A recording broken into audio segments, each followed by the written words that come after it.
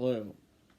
Well, I haven't been doing a lot of these blogs, these video blogs, um, but I figured I'd give it another try because I had an idea in terms of doing astrology videos that when I first started getting into astrology, what I would look up a lot would be it's kind of more of like, I guess, the cookbook astrology where you're looking up definitions of specific placements. But I mean, the way I do astrology now is trying to move more and more away from, you have to take into consideration the whole chart. Um, but I think there is something to be said for looking at just boiling it down to these really specific things, like in a universal sense, what does it mean if I have this placement? And then in that sense, I rather than getting away from just placements, I think with aspects, it's interesting because you start to look at the relationship between different signs in a chart.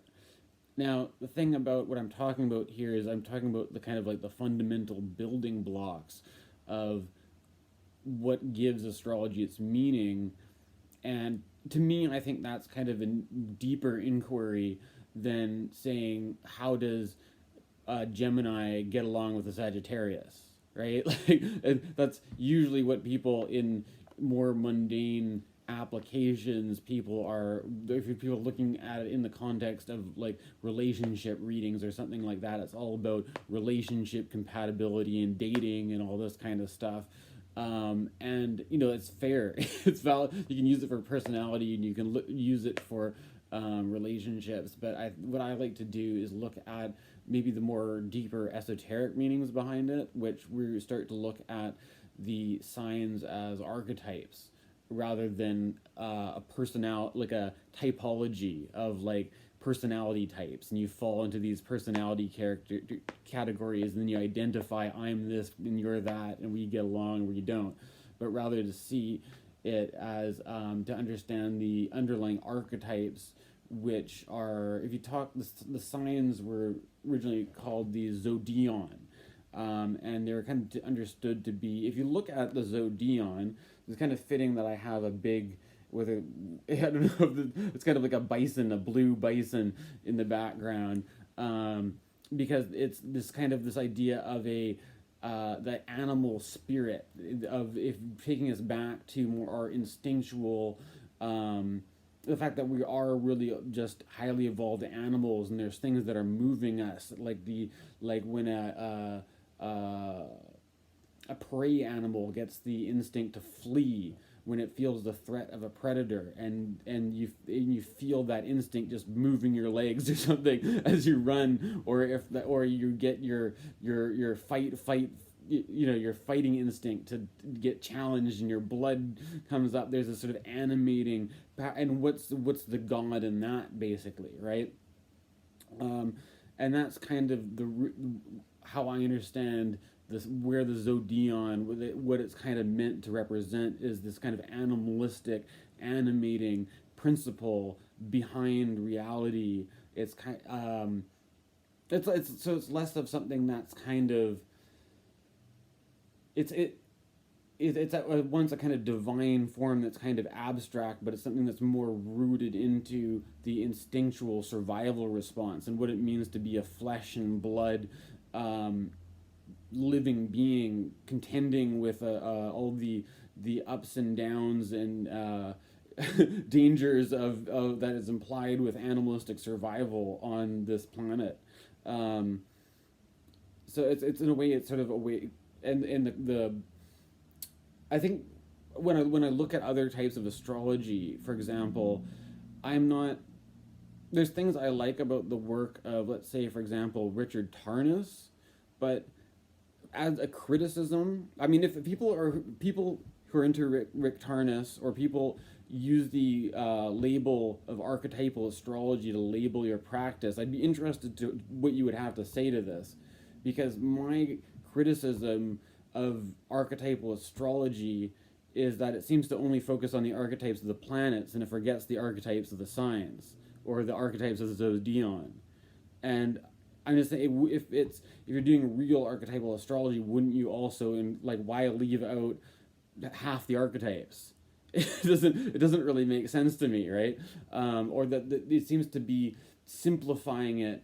And well, I mean, if you want if you want to know, it's probably because he's trying to market in a way astrology to a more scientific audience. And there's one of the problems with the zodion is depending on whether you're using a sidereal or a tropical system, your kind of your placements are a little bit different. I won't get into all that stuff right now, but anyways, this is kind of like my introduction. Anyways, what I plan to be talking about is to talk about some of these underlying archetypal dynamics.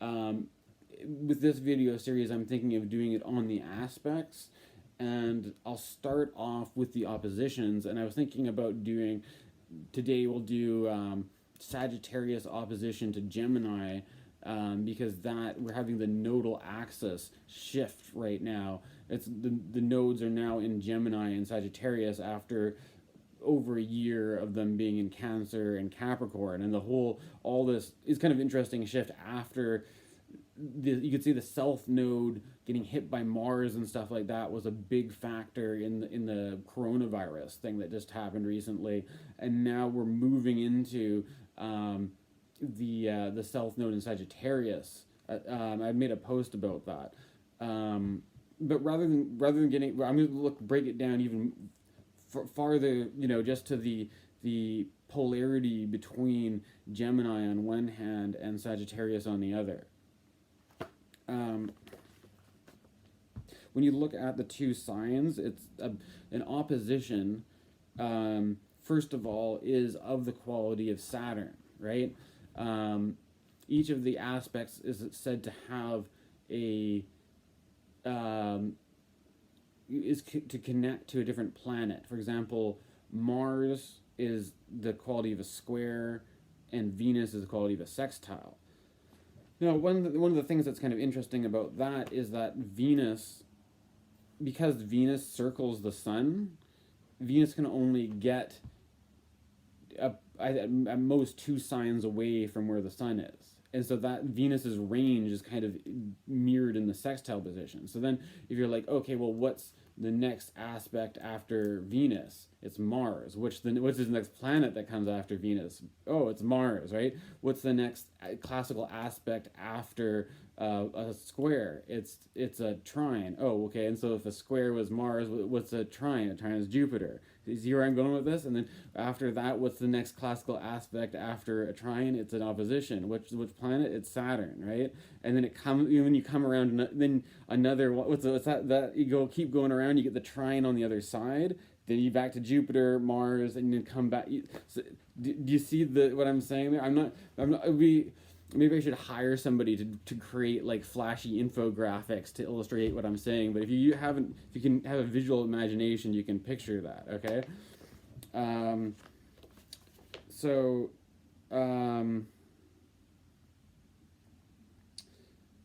The reason, what I'm saying there is that the Saturn rules the opposition, and Mars rules the squares, Venus rules the sextiles. Jupiter rules not rules, but it's of the nature. It's an opposition. There's something implied by Saturn to the relationship of the sun, as the sun being the solar, the hero, also this youthful thing. If you look at the sun card in the Rider-Waite-Smith's desk, they've got a little kid riding a donkey, and it has a sort of like buoyant, kind of the boyhood hero, kind of like, was it Tom Sawyer, kind of has this, like Huckleberry Finn, or I'm getting the name right, that kind of like youthful adventure, and like the journey of the hero, and like American culture is all about the solar thing, right? What they don't like so much is the Saturn thing, right? And so you can see this in a number of things. I mean, the protest against the lockdown is the oppositional quality of Saturn. If the more you're identified with the solar here, all this kind of thing, and people are all about, so much of our principles are based on the solar principle of the right to your own agency, freedom, the reasoning, into the the enlightenment, the illumination of the rational mind, and having, we have agency over our environments because we're the solar kind of heroic conquerors, beating the opposition, all this kind of stuff. So what's the opposition to that? The opposition to that is Saturnian, as being a what the hero comes up against as being these structures, the limitations, the obstacles, the challenges, all this kind of stuff. And so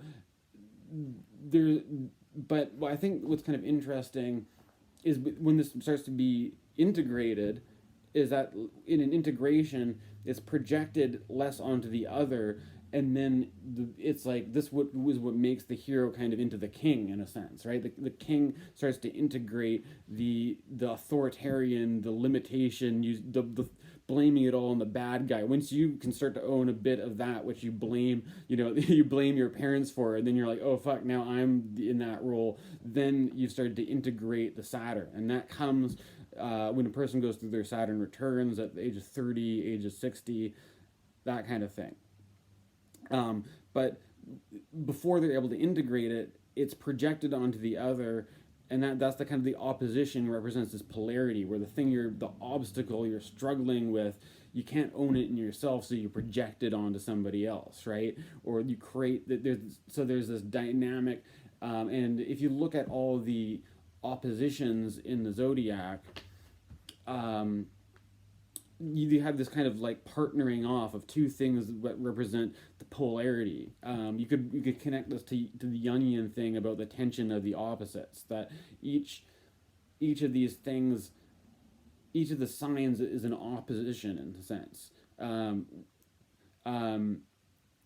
And what we're looking at here by talking about oppositions, it gives you the opportunity to not just talk about a polarity, but an axis.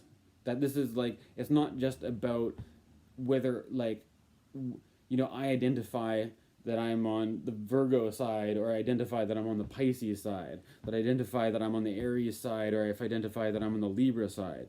It's not about placing yourself at any of these scales or like getting fixated on any of these positions, but understanding the whole thing holistically, as an axis point. Basically, these are different axis points, and even the different axis points are themselves part of a greater schema. And this is kind of this is the point of astrology, is not so much to get caught up on being identified as like this minute little like tiny pinprick dot on the whole chart, but to use that contemplation to build a kind of insight or awareness which resembles more of a mandala. You're becoming more conscious of the whole mandala rather than just being kind of like ignorantly camped out on your little corner of the zodiac, if you know what I mean.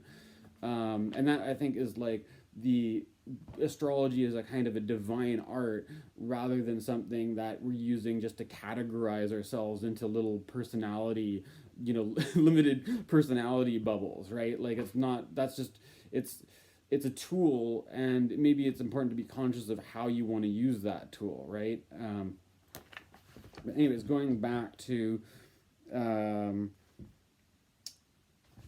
nature of the opposition, there's something that an opposition always has in common. If you look at all the oppositions in the zodiac, they're always going to be between two signs that share a masculine or feminine designation.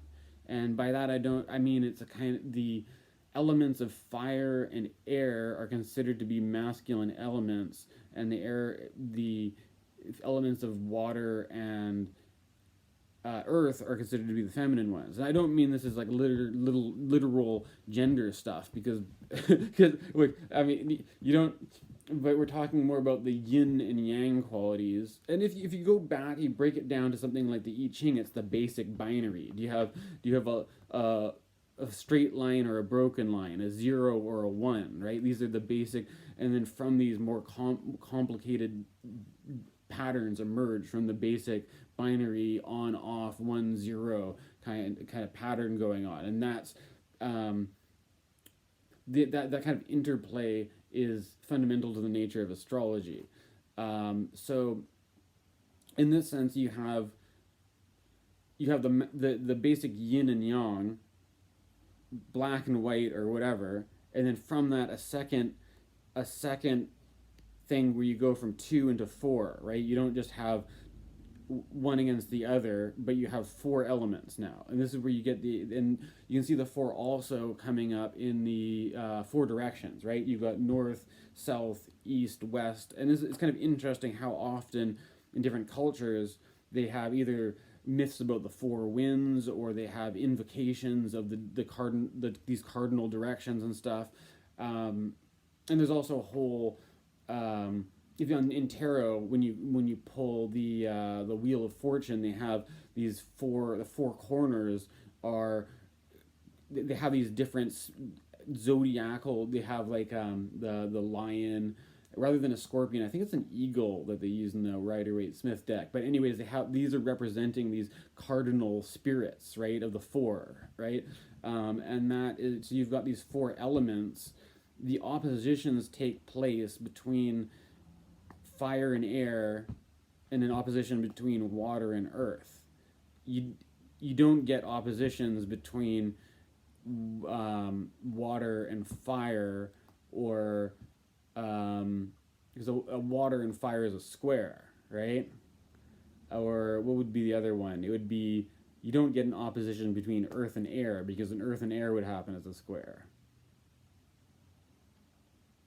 But an opposition, but being the same gender polarity, how you see it in oppositions, you also see it in a sextile. But not so. When you start to look at this, you've got two signs, which are 2 kind of spirits, which if we're going, let's bring rather than talking about in general now, let's bring it back. We're going to talk about Sagittarius and Gemini. What they have in common is that they're both mutable signs. They both have the masculine quality of the yang energy of that fiery or the kind of intellectual sharp air quality, which is represented by the swords in the tarot. And so these things, they kind of have that more active yang thing in common, but it's kind of like they're coming to a head. They're both charging forward in that yang way. You can think of maybe in tarot the knight of swords versus the knight of wands, which have these associations with Sagittarius and Gemini, right? And you can picture them charging, like doing a jousting battle, charging towards each other, right, as an opposition, right? The 2 knights representing different wearing different insignia, representing they're coming from different places, but they still have that thing in common where they're both still knights fighting each other, right? But there's the conflict of representing these different principles, right? And that's kind of what we get from the opposition. And if you're trying to understand the different principles, there's air and there's fire, and more specifically, that you can also bring in the rulerships, is that mutable air Gemini is ruled by Mercury, whereas mutable fire is ruled by Sagittarius. Or no, sorry, was ruled by Sagittarius Jupiter, right? And so this brings us to a conflict between Jupiter and Mercury. Okay, so before we're talking about the conflict between Sun and Saturn, this is that same oppositional thing between the hero and the big Darth Vader, or the big evil emperor, or the big authority figure, and they clash, and that's in all these like myths and stuff like that. Take that and then switch it where the hero is maybe Mercury coming up against a Jupiter, or a Jupiter trying to deal with a Mercury or something like that. And then that starts to bring into the archetypal dynamic of what's going on between Sagittarius and Gemini. So what do we think about with like a Gemini Mercury thing? You think about somebody who's very quick, the quicksilver, speedy, the messenger. So they've got the gift of gab. It's like that. But maybe they're two-faced. Maybe there's something about it that you don't know if you can trust them or not. Whereas Jupiter represents more of something that's like standing for a a universal truth. They're like it's got a more of a I think there's something about Sagittarius and Jupiter that has a kind of almost a religious spiritual connotation, and I think that as our society has become more secularized and modernized, it's like Sagittarius has become kind of like the philosopher party animal, kind of, or like the frat boy of the zodiac almost, right? The toga party or something, right? Whereas I think there's something of the there's something about like standing up for some kind of absolute truth, which has been kind of like it's been taken by the religious Puritans and the fundamentalists, and that's been kind of nobody really wants to talk about deal with that. So it's been kind of projecting that could be another projection, is projecting that kind of stuff off. We want to be more like our societies may be more identified with the Gemini side of things, because we want to be kind of rational secularists. That's going to be more of a Mercury kind of thing, and the spiritual yearning for an ultimate truth is more of a Sagittarius kind of thing, right? But those you can see how those things can be at odds with each other. Okay, so that now we're starting to get and this isn't, so we're not, this is deeper societal issues that we can look at with oppositions between the signs, right? Not just like Jupiter, or like Richard Tarnas doing these big outer planet things and never don't worry about what sign they're in. We can actually talk about underlying tensions in society with the signs, not just the planets. But the planets are there with the signs as well, right? As rulers, right?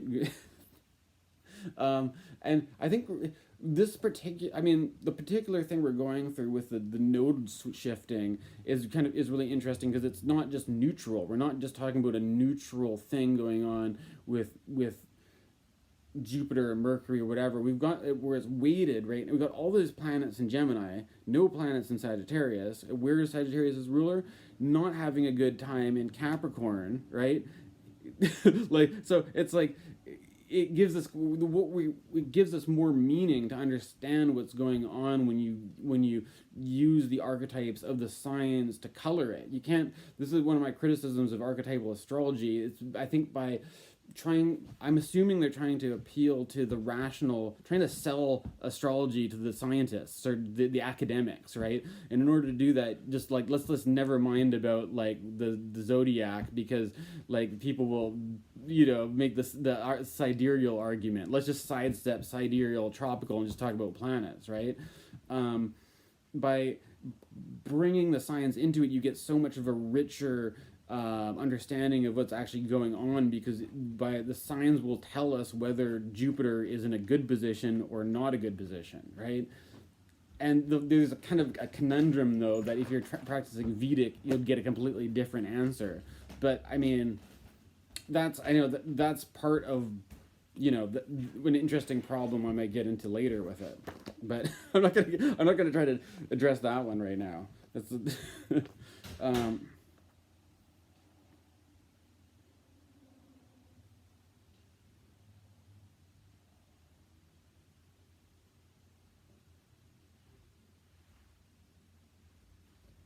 So if we look at what does Gemini do? What is if we look at these as verbs, not nouns, right? Not like you're a Gemini, I'm a Sagittarius. If we look at these as archetypal actions, these are like things, movements. These are kind of like happenings. What is happening in Gemini?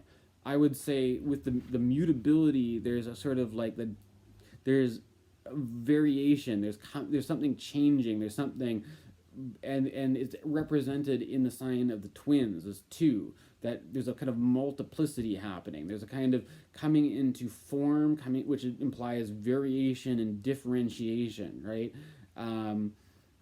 It's kind of like the birth of, if you can think about it in the Garden of Eden or something like that, you have Adam and Eve, right, as this initial binary, and that kind of, and if you look at what tarot card Gemini is associated with the tarot card, the Lovers, right, even the Lovers card kind of looks like the kind of archetype of the man and the woman in the garden, and even with the angel watching over them or something like that. And in this kind of, there's also the connection with the devil card, right? And that maybe that's something about the temptation of the snake in the garden or something like that. There's also, and it was been pointed out, that when you're talking about twins, oftentimes in our myths and stories of twins, there's part of the story involves one twin killing the other twin, right? And only one twin makes it out. And that's sort of, you can see that in the myth of Cain and Abel in the Bible, right? And so there's something about, if you look at Gemini, again, it being an air sign, and you look at the tarot cards associated with it, the swords, and often these are the mutable swords. It's not, in tarot, it paints a picture, it's not very nice, okay? It's a lot of being laying down the back with a lot of swords stuck in you, right? There could be even, like, that's the twins, it could have the backstabbing quality. It could be the deceitful, the tricks, the dark side of the trickster or something like that. It could be the con man. It could be, putting, there's all these things, that, of course, there's not to say that there isn't good qualities of the Gemini too, but Gemini has this thing that can be very, the masculine, the yang air has this thing of discursive, separating logic. I made a post about this the other day, that this whole thing about deductive reasoning, right? Like, which is kind of, you see that in Sherlock Holmes, or you can see this in like Aristotle logic, where it's like you're making, or Occam's razor, you're simplifying things down, you're kind of reducing things to get something that where you can make a yes or a no answer. You can say, I'm going to go with this direction. You get rid of ambiguities, and you kind of, and this is kind of what we associate with like people who are really, it's kind of, you see these men's right groups, or the very conservative people, and they're all like, oh, these women, they just need to use reason. Men, we have our rational logic. This is an archetypal thing that you can see in astrology, where Aristotle basically it's a movement away from ambiguity, basically, right? And for some reason, we have a masculine association with this. The other direction I talked about in a post talking about the square to Pisces, the other direction is going in more of a unifying principle, right? But we're talking about, you're taking this multiplicity thing. You got to understand that, like, this basically seasonal. This is springtime. This is the blooming of all these you walk around in spring, you see all these flowers, these colors. It's not just one flower. You're seeing a huge multiplicity of life, of variation coming to fruition, right? Coming to form. If you compare that to the opposite time of year, Sagittarius, we're not talking about a blooming, coming to light. We're talking about descent into darkness, right? We're talking, and the descent into darkness isn't just a nihilistic trip, but rather it's this the fire that you light the way in the dark passage, right? And that is bringing up the deeper religious and mystical themes of Sagittarius as being a kind of a fire bearer. And I think you've got these things of, like, in Judaism, you have the menorah of, like, carrying the fire through a time of darkness, and that even when things are at their most bleak and at their most hopeless, that you've got this fire inside of yourself, right? And so this is a very different picture from Gemini, which is a fruition of all these variety. It's like a kid in a candy store, right? With Sagittarius, it's like the candy is, you're only going downhill. There's only less and less candy. The only candy that you have is what candy. it's like you're gonna need something a little bit more sustenance than that. That's what I'm saying. The Sagittarius says the candy's out the window. We're gonna need something that gives us more sustenance to carry us through the winter than empty calories here. And that's kind of like the conflict, I think, the opposition between Gemini and Sagittarius. So Sagittarius also has, rather than it just being the separating of this and that into form, into variation, there's something that's more of like the fire that purifies, that like that which, you know, that which is not original to you is going to be burned away, right? And that's there's there's deeper religious meanings of like of a fire baptism or a purification by fire, and this is the kind of thing that I think I'm I'm going here more for esoteric, getting into the esoterics behind the signs archetypes rather than getting caught in these like personality things, right? But I think there's a deeper spirituality to. I mean, you talk about namaste. It's like being representing this kind of heart fire, right? Representing the fire in me sees the fire in you kind of thing. These are kind of, that it's more primary. It's kind of whittling it down to the primary, absolute, universal spiritual truth kind of thing. But I think the problem with Sagittarius is that it could be, you get fundamentalism out of that. You get religious zealotry. There's only one right way, and if you don't follow that way, you're an infidel, and we're gonna burn you at the stake kind of thing. So that's the dark side of the Sagittarius, and the as opposed to like Gemini may be more inclusive. Gemini might want to be more inclusive of all these different, but that's the kind of the question with Gemini. Is it inclusive, or is it going to turn into like the only one twin makes it out alive situation? And there's like kind of a, I don't know.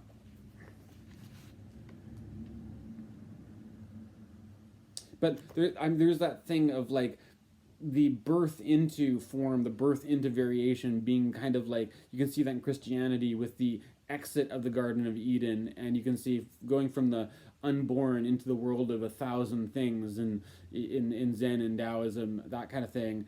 Sagittarius representing the other direction, where it's like you're going from the world of variation of form, and the descent, that is like what's that singular thing that is really important that carries us through the descent to the other side, right? And they're polar opposites at different ends of those spectrums, right? And the idea that those can be in opposition or they can be in complement to each other, right? They can be be partnering up, or they can be clashing, but the idea of Saturn is that it often happens that the more, if you're immersed in one side of it, you're not integrating it. You're projecting it out as something you're opposed to, or something that you're in a clash with, or something that you need somebody else in your life to be bringing in that other quality, because you're too on the this is kind of the Jungian kind of take on it, anyways. But I don't know. So here's my video. Here's my attempt at doing a video at Sagittarius opposite Gemini, going a bit more to the deeper meanings behind these things.